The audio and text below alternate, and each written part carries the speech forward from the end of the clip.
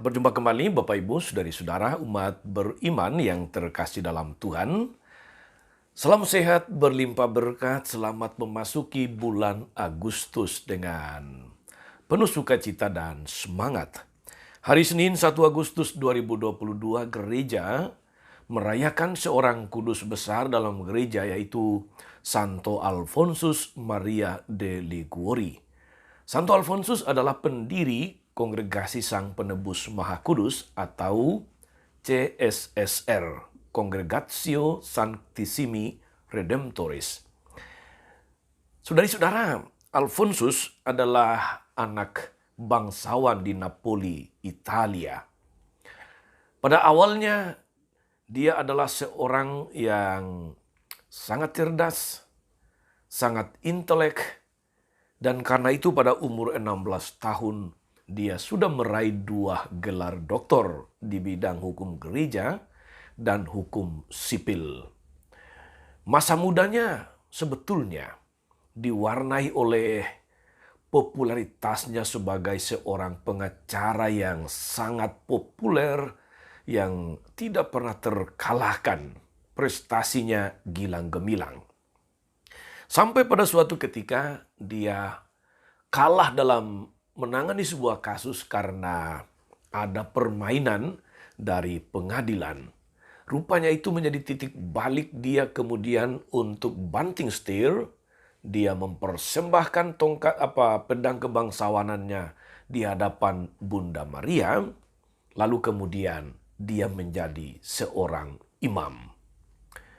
Saudari-saudara umat beriman terkasih, Santo Alfonsus banyak menulis buku rohani, dan karena itulah gereja kemudian menganugerahkan kepadanya gelar pujangga gereja.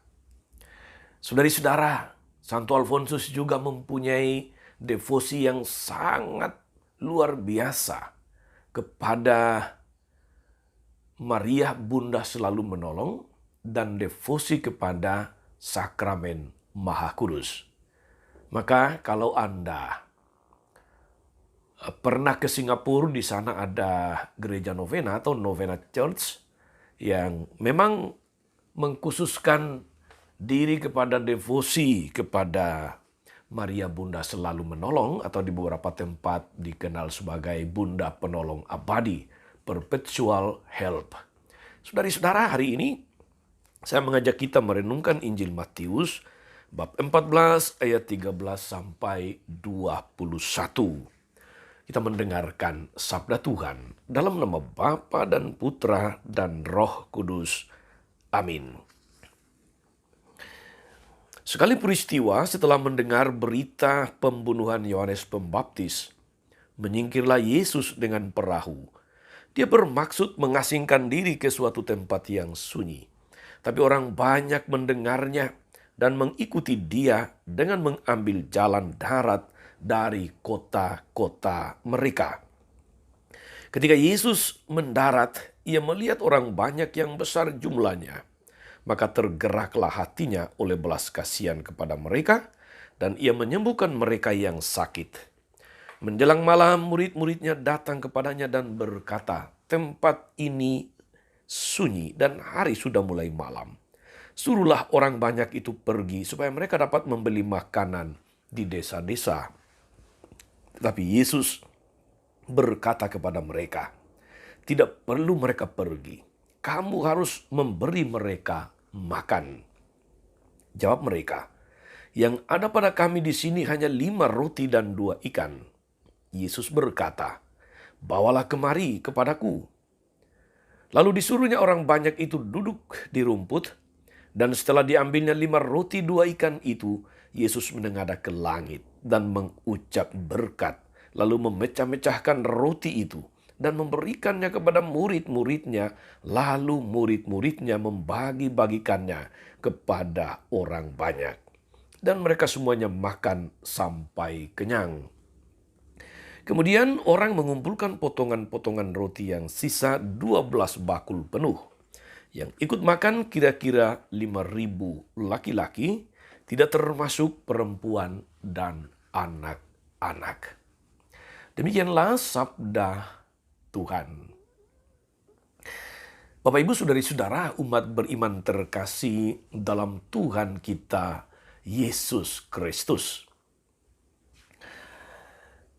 Injil hari ini mengisahkan kepada kita Yesus yang melakukan sebuah mujizat yang sangat luar biasa, sangat mempesona dan mengagumkan.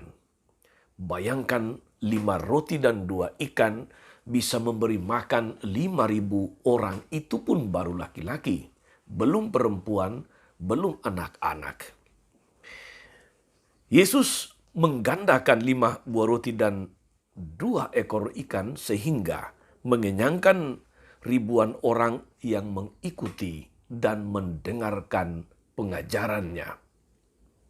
Saudari-saudara, umat beriman terkasih dalam Tuhan, dari kisah yang populer dan sekaligus selalu inspiratif yang luar biasa ini, ada beberapa tahap yang kiranya baik untuk kita simak mengikuti alur dari mujizat perbanyakan 5 roti 2 ikan ini, sekaligus menemukan inspirasinya untuk kita masing-masing. Yang pertama, saudari-saudara, orang banyak mencari Yesus. Bayangkan tadi yang makan 5.000 orang, belum terhitung perempuan dan anak-anak. Artinya orang yang sangat banyak datang mencari, mengikuti dia, mendengarkan pengajarannya. Betapa pribadi Yesus itu sungguh mengagumkan, sungguh mempesona, sungguh menarik, sehingga banyak orang selalu mencari dia untuk mendengarkan dia. Anda seorang Kristiani, dalam arti tertentu juga adalah orang yang mencari Yesus dan terus mencari Yesus, terus ingin mendengarkan dia, pengajarannya, sabdanya, mujizat-mujizat yang dilakukannya, kepeduliannya kepada banyak orang. Ini tahap pertama, saudari-saudara. Banyak orang mencari Yesus. Dia bukan guru yang biasa. Dia guru yang istimewa.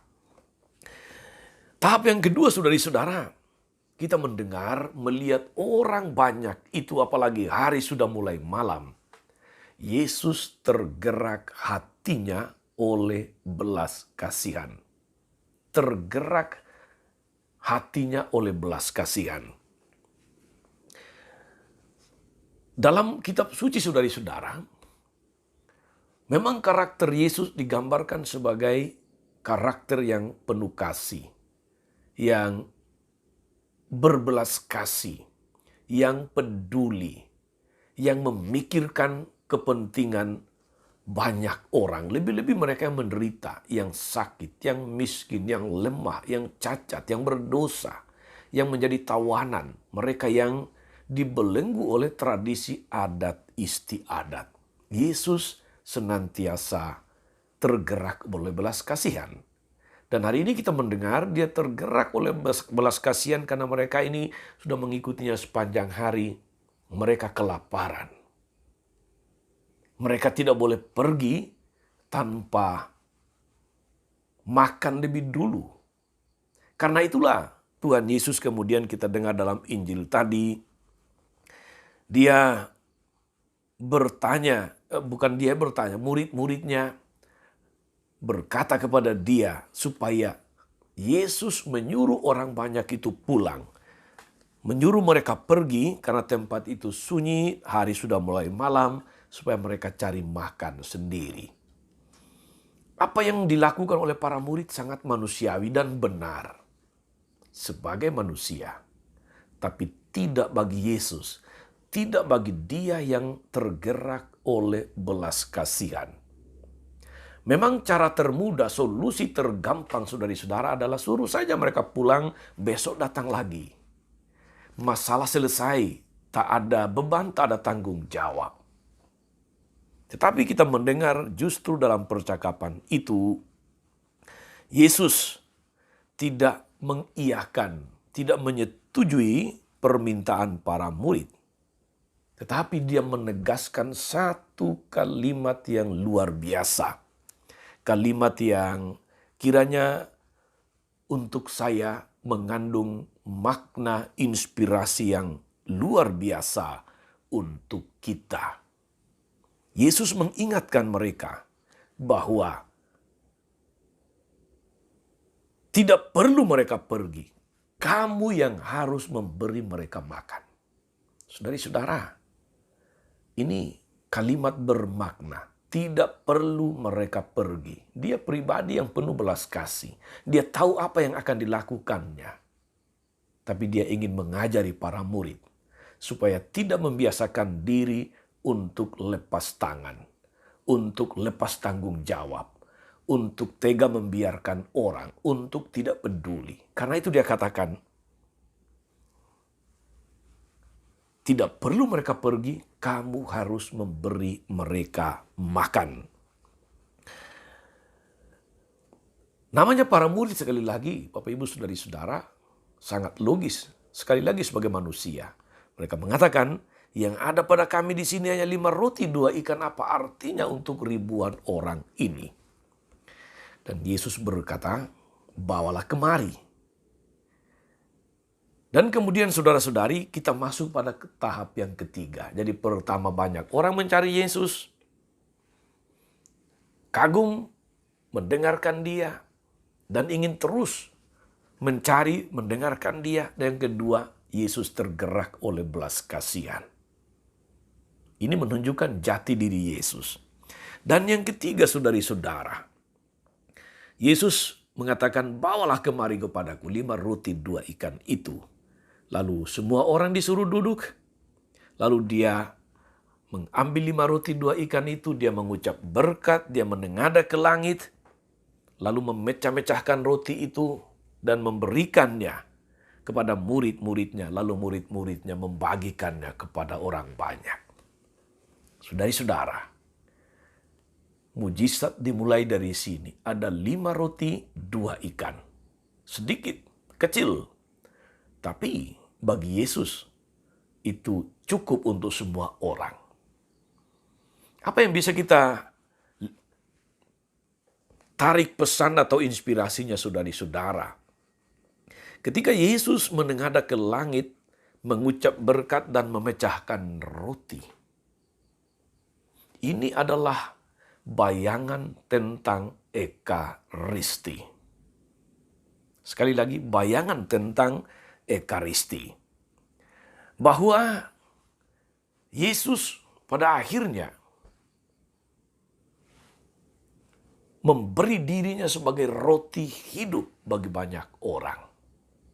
Dia mengambil roti, dia mengucap syukur, dia memecah-mecahkan, lalu memberikannya kepada murid-muridnya. Ingat, saudari-saudara, dalam perjamuan terakhir, dia mengatakan, inilah tubuhku. Inilah darahku, darah perjanjian baru dan kekal. Dia roti hidup. Maka ketika dia mengangkat 5 roti 2 ikan, di sana bayangan tentang Ekaristi itu nampak. Sudah mulai kelihatan. Yesus adalah sang roti hidup yang menjamin hidup orang tanpa berkekurangan, rohani dan jasmani di dunia ini dan di akhirat. Saudari-saudara, pesannya untuk kita jelas sekali. Kita bisa menjadi bagian dari 5 roti 2 ikan, manakala kita tidak melihat hal-hal yang kecil, yang serba kurang, yang ada pada kita sebagai alasan untuk tidak berbagi, sebagai alasan untuk tidak peduli, sebagai alasan untuk mengatakan pergi saja, sebagai alasan untuk lepas tanggung jawab. Hal-hal yang kecil kalau disyukuri dan dibagi-bagikan.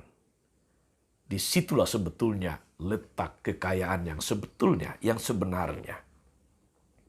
Kalau harus menunggu kaya baru bisa berbagi, baru bisa peduli saudara-saudara, kapan baru berbuat baik? Yesus menyampaikan satu ajaran luar biasa untuk kita.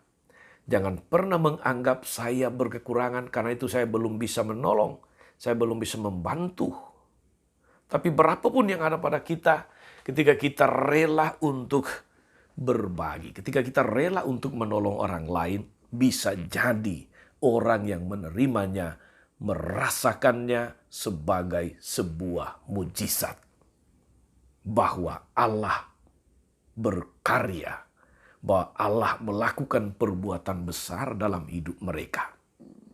Hendaknya saudari-saudara kita menjadi 5 roti 2 ikan bagi siapa saja di sekitar kita, di keluarga, di tempat kerja, di tengah masyarakat, di mana ada orang yang membutuhkan solidaritas, membutuhkan kepedulian, bantuan kita. Semoga kita menjadi pribadi-pribadi yang gampang tergerak oleh belas kasihan dan siap untuk berbagi dari segala kekurangan kita. Dari 5 roti dan 2 ikan kita. Dan yang terakhir saudari-saudara, tahap yang terakhir, tahap keempat. Setelah semua orang banyak itu makan, mereka kenyang, bahkan mereka kelimpahan. Sisa 12 bakul. Apa benang merah dari tahap pertama banyak orang mencari Yesus saudari-saudara? Orang yang banyak mencari Yesus, mereka tidak dikecewakan. Mereka mendapatkan belas kasihan Tuhan. Mereka dikenyangkan rohani dan jasmani. Mereka berkelimpahan, bahkan sisa. 12 bakul penuh yang tersisa saudara-saudari sebetulnya ini bukan angka yang kebetulan. Kita ingat saudari-saudara bahwa 12 atau angka 12 itu adalah angka 12 rasul sekaligus 12 suku Israel. Artinya Yesus membuat semua orang berkecukupan. Tidak ada yang berkekurangan. Bahkan berkelimpahan jika orang mempunyai hati yang mau berbagi. Jika orang mempunyai jiwa yang senantiasa tergerak untuk berbelas kasih. Saudari-saudara, Bunda Teresa dari Kalkuta mengatakan satu kalimat yang sangat bagus ini. Dia katakan, jangan pernah membiarkan orang yang berjumpa dengan Anda pergi tanpa merasa lebih baik. Jangan pernah membiarkan orang yang berjumpa dengan Anda pergi tanpa merasa lebih bahagia. Saudari-saudara, salam 52, 5 roti 2 ikan. Salam berbagi, salam peduli, salam bela rasa. Tuhan Yesus memberkati. Maria Bunda selalu menolong, setia mendoakan. Santo Alfonsus Maria de Liguori juga menginspirasi kita dengan teladan hidupnya dan doa-doanya di hadapan Allah. Tetap sehat, tetap semangat, tetap jadi berkat. Allah Bapa yang penuh kasih, kami bersyukur atas mujizat 5 roti 2 ikan yang diperbuat oleh putramu Yesus, yang mengajari kami apa artinya tergerak oleh belas kasih untuk turun tangan ambil bagian, menjadi mujizat bagi banyak orang. Engkau tidak mengecewakan mereka yang mencarimu. Engkau tidak pernah menelantarkan mereka. Engkau senantiasa berbelas kasih. Doronglah kami dengan kuasa Roh Kudus-Mu agar kami selalu mencari, mendekatkan diri kepadamu. Kuatkan kami untuk ambil bagian di dalam belas kasih-Mu, menjadi 5 roti 2 ikan bagi siapapun yang sungguh membutuhkan. Jauhkan kami dari semangat lepas tanggung jawab, tidak peduli, cuek, dan kuatkan kami agar sepanjang hidup kami senantiasa menjadi berkat, menjadi mujizat bagi orang-orang di sekitar kami.